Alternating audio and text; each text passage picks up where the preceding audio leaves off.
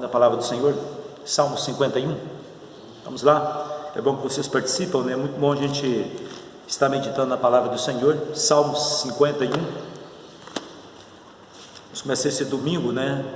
Aqui o Salmo 51 é um salmo que fala a respeito, Davi confessa o seu pecado, né? Após Davi pecar com Betseba, após Davi ser reconhecido o seu pecado se tornar público, a qual ele matou, ele adulterou com a mulher, ela fica grávida, ok? Ele mata, chama o marido dela, esse melhor amigo, e mata esse grande amigo que ele tinha, esse grande soldado que ele tinha, entre os valentes que ele tinha. E depois, passa um tempo, chega agora Natan e repreende ele. E agora a ficha dele cai, né? Em todo acontecimento ali, de todo pecado, de toda transgressão que ele havia feito, né? E agora a gente pega aqui no Salmo, quero estudar ele quase todo, mas o versículo, Salmo 51, o versículo 10, 11 e 12, olha que texto lindo que diz. Cria, Davi dizendo isso aí, uma oração dele diante de Deus: cria em mim, ó Deus, um coração puro, e renova em mim um espírito reto. Não me lances da tua presença, e não retires de mim o teu Espírito Santo.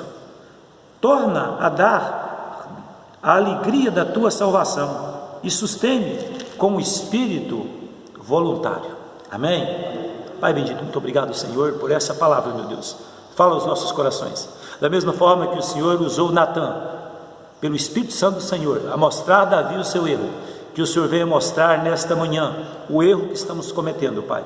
O erro, a transgressão, que seja revelado no nosso coração, para que possamos mudar de vida, Pai. Em nome de Jesus. Amém.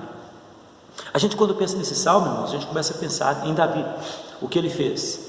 Mas esse salmo aqui agora, nessa manhã, a gente trabalhando, a gente poder entender, assim como Davi teve o pecado dele por um tempo oculto aos olhos das pessoas e não de Deus, então ele achou que ia ficar tudo bem.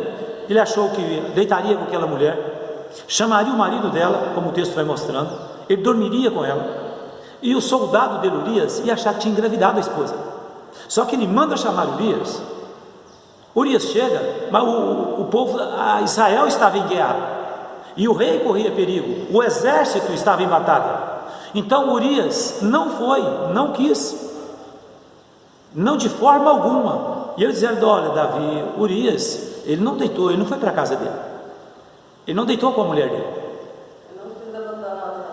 ele não quis abandonar. Ele diz: como é que eu vou abandonar, sabendo que os meus irmãos estão na batalha guerreando, e eu vou dormir com minha esposa, sabendo que o meu rei, o meu amigo, desse traíra, não sabendo ele, esse rei, esse cara que vai me matar, ele não sabia, mas olha, como é que eu vou deixar o meu rei aqui correndo perigo? Pode vir algum inimigo aqui te matar. Então assim, além de ser guarda fiel, ele ser fiel aos seus irmãos na batalha, agora ele também não podia deixar o rei, ele queria guardar o rei. E nem isso tocou o coração de Davi. Davi continuou com o seu plano diabólico, com o seu plano perverso. Agora ele põe a carta e manda a sentença de morte: coloca este meu soldado na frente, no lugar onde ele irá morrer, e diga: olha, e quando ele recebe a morte, ele diz: olha, e mandaram ele para o momento, e ali ele foi morto. A espada mata tanto o bom como o ruim, mas isso aos olhos das pessoas era algo normal, mas aos olhos de Deus não. E Deus manda Natan falar com ele, e ele conta a respeito de uma ovelhinha. Ele tinha tantas ovelhas que ele queria, mas justamente a outra ovelhinha, que alguém tinha uma ovelhinha, ele foi lá e pegou a ovelhinha dele e matou aquela ovelha. Meus amados, assim, e Davi vai e cai a ficha, ele começa a ver a transgressão dele. Então assim, eu entendo, irmãos, que como Davi, eu e você, às vezes nós estamos cometendo tanto pecado, e isso não, Deus não tem, a gente não tem sentido o toque de Deus na vida da gente. A gente é capaz de escolher o pecado dos outros, a vida dos outros, e a gente não para poder olhar a vida da gente, o pecado que a gente está cometendo. E observa bem o que o pecado está fazendo na vida de Davi.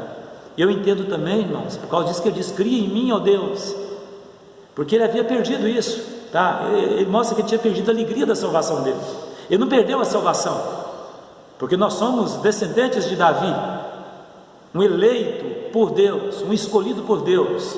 Nós somos a geração de Abraão. uma geração que crê, uma geração que não se perde, uma geração de Deus, são filhos de Deus, filhos da herança de Deus.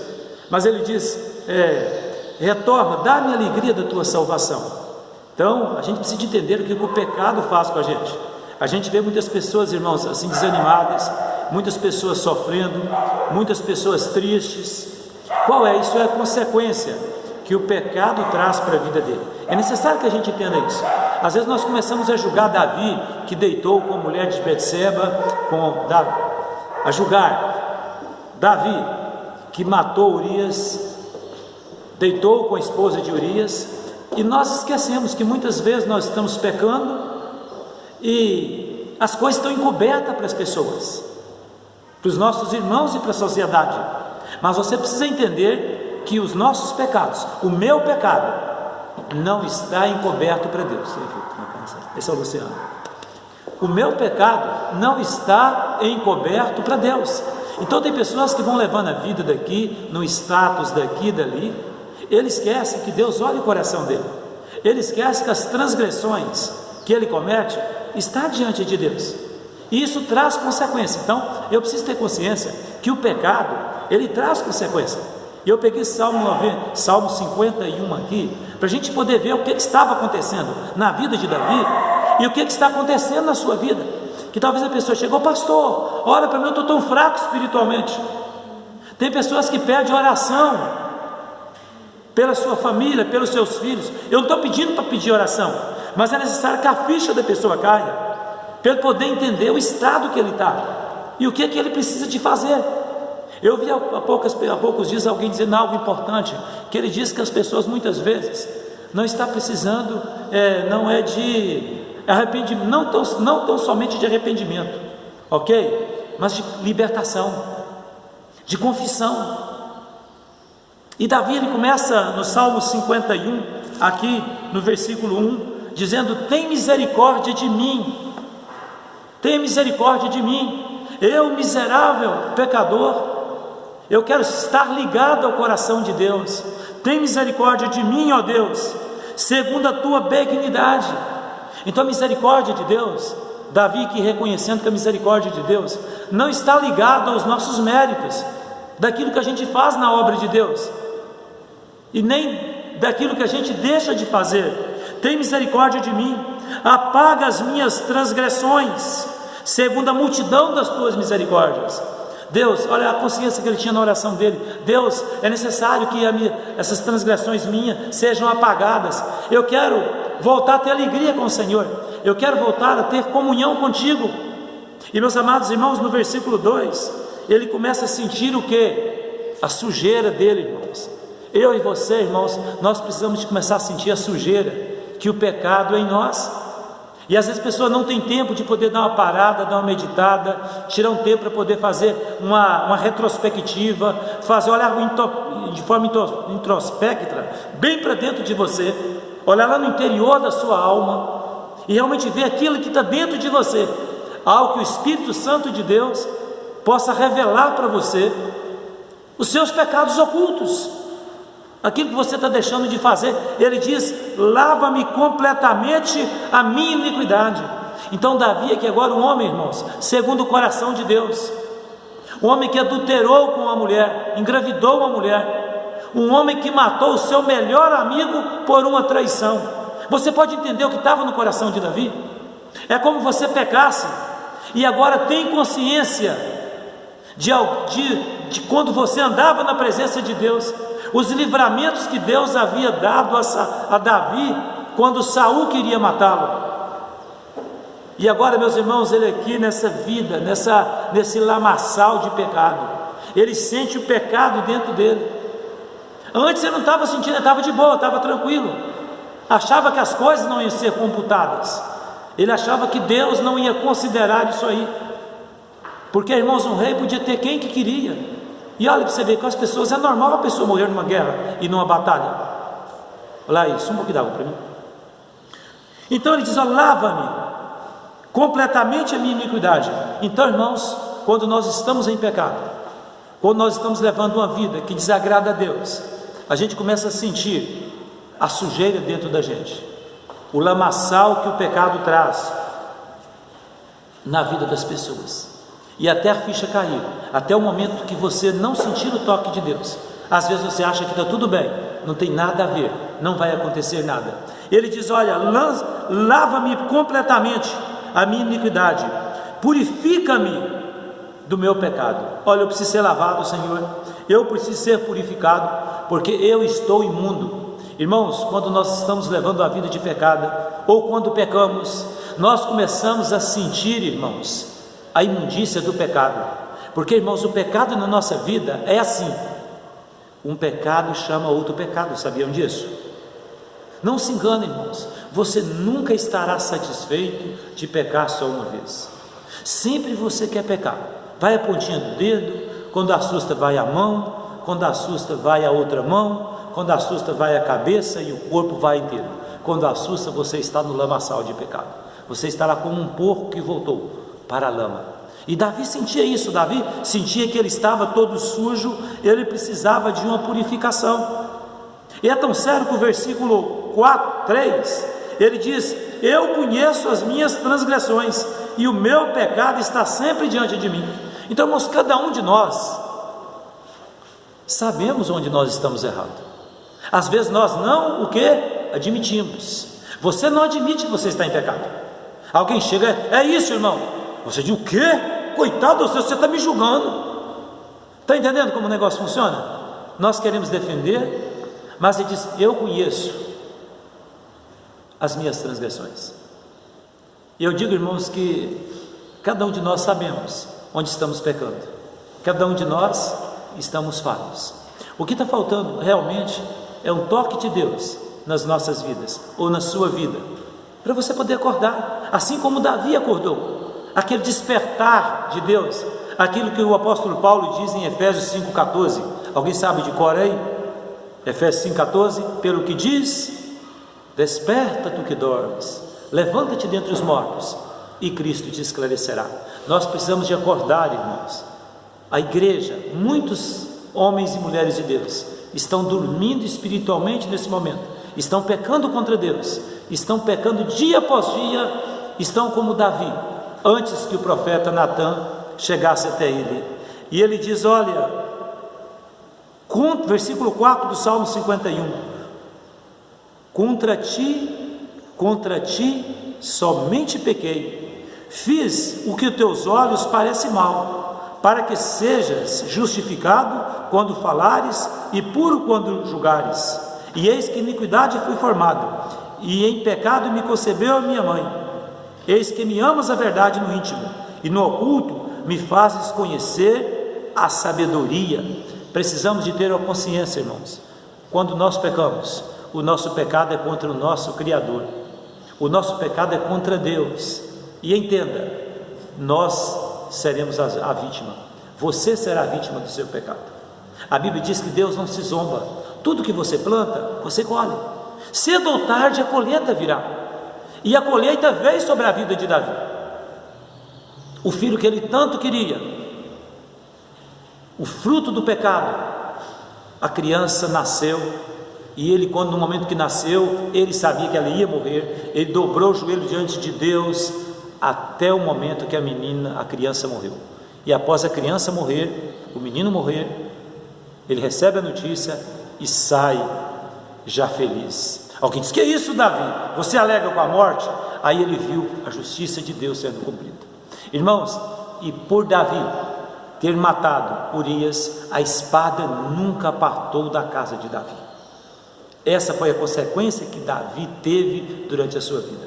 Então a gente precisa ter uma consciência nessa manhã que o pecado é contra Deus, mas esse pecado trará consequências na sua vida. Mesmo com o perdão de Deus, as consequências virão futuras, a qual não terá jeito de você dizer que está amarrado em nome de Jesus. Não tem jeito. Assim como Davi pecou e foi perdoado por Deus, as marcas acompanhou Davi até a sua morte.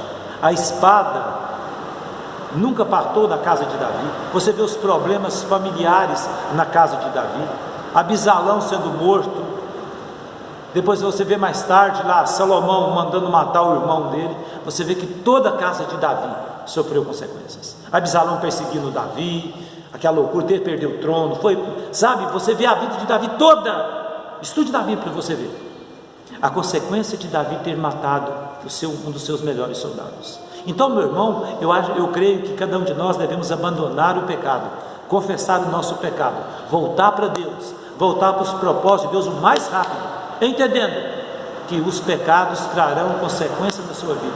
A sua transgressão, ela trará consequências, a qual não poderá mudar.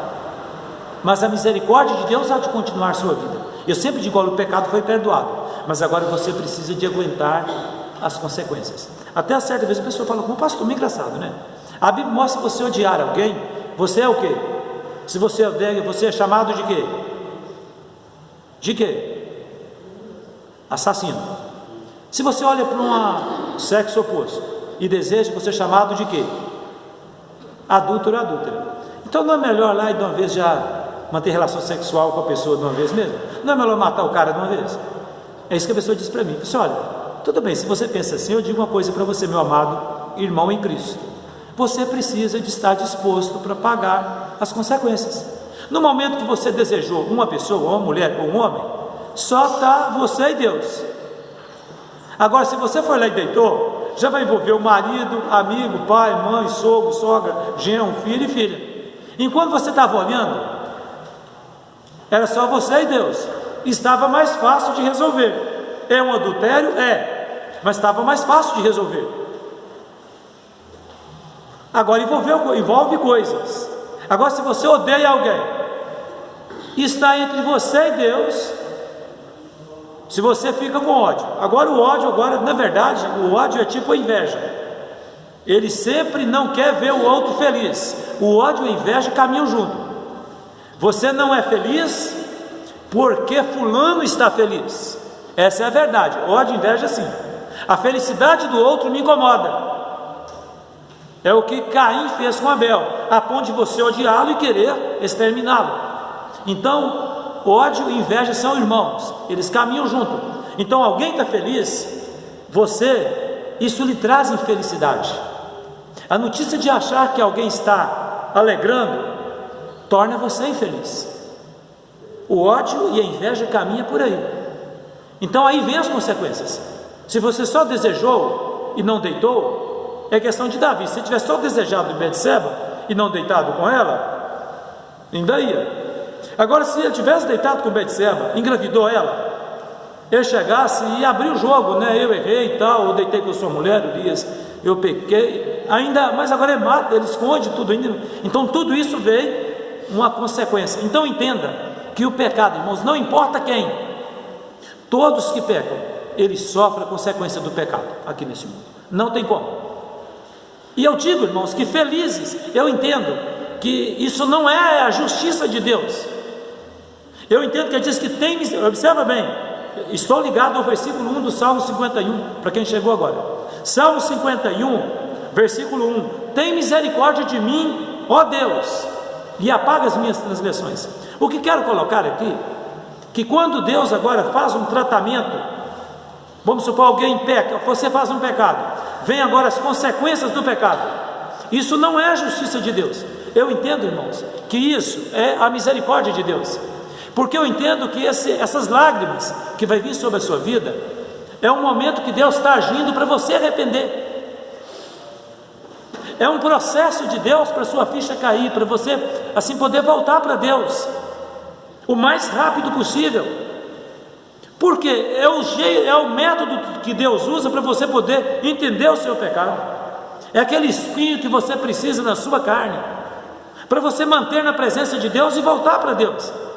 Porque eu entendo, irmãos, que quantas pessoas vão acordar no inferno porque levou a vida promíscua de pecado aqui, de pecados ocultos, não confessados, não tratados, e quando acordaram, está ouvindo aquela palavra: apartai-vos de mim, malditos, para o fogo eterno preparado para o diabo e os seus anjos. Eu nunca vos conheci, vós que praticais a iniquidade. Então eu entendo que essas lágrimas, esse pecado revelado, esse tratamento, essas consequências de pecado, eu entendo que é a misericórdia de Deus, para você poder voltar para Deus. Então entenda isso na sua vida, antes que seja tarde demais. Então Deus é misericordioso. Às vezes, Deus está fazendo isso, fulano está colhendo isso que ele fez. Calma, fulano, olha para você, porque amanhã você também vai colher. Irmãos, é muito fácil a gente ver os outros colhendo o fruto do pecado deles. Difícil é você olhar para a sua vida. Às vezes nós somos canalhas, nós somos assim, cheios de máscaras. Não é isso mesmo? Uma coisa achei engraçada, ontem no Vila Forte, eu e minha filha, passou um casalzinho e falou oi com a Laís. Eu não sei, ou com a Lúcia, não sei, com a Lucilene, eu nem sei quem. Então eu pensei, engraçado, um tempo atrás era proibido entrar de capacete, né, de loja, daqui e dali. Hoje dá para conhecer alguém de máscara? E quando a pessoa bota uma cuia, quase uma cuia assim na cara, só os olhinhos. Como é que pode agora, né? Acho que até mais falta para os assaltantes roubar em lojas agora, né? O pessoal entra tudo assim, dá para ver, só os olhos. Então, igual o povo dos Emirados Árabes. Então, assim, como é que pode o ser humano, né? Então, assim, irmãos, o que eu entendo, o problema, irmãos, que as nossas máscaras um dia vão cair diante de Deus. Eu acho que é tempo, muitas vezes, de você ir para o seu aposento, já que tem a ideia de ficar em casa, né? Você entra para o seu quarto e tira suas máscaras. Confessa os seus pecados a Deus, porque haverá consequências do pecado. Aqui nesta vida, aí eu entendo a misericórdia de Deus, o tratamento de Deus. Mas, meus irmãos, se você resolver querer tirar suas máscaras diante de Deus na eternidade, você estará para sempre perdido. Então entenda o Salmo 51, para a gente estar prosseguindo. Ele começa a dizer o seguinte no versículo 6, que Deus, eis que ama a verdade, e no íntimo e no oculto me fazes conhecer a sabedoria. Então nosso Deus, irmãos, ama a verdade. Então por que falar a mentira? Por que viver uma mentira? Irmãos, observou o tanto de pessoas que estão vivendo a mentira? Irmãos, é na família. Quantas pessoas são os mais miseráveis, irmãos, na família? E fica doido postando foto, todo mundo sorrindo, daqui, dali, que trem todo, entendeu? Anda realmente assim, sabe, quer mostrar uma coisa que, sabe, entende?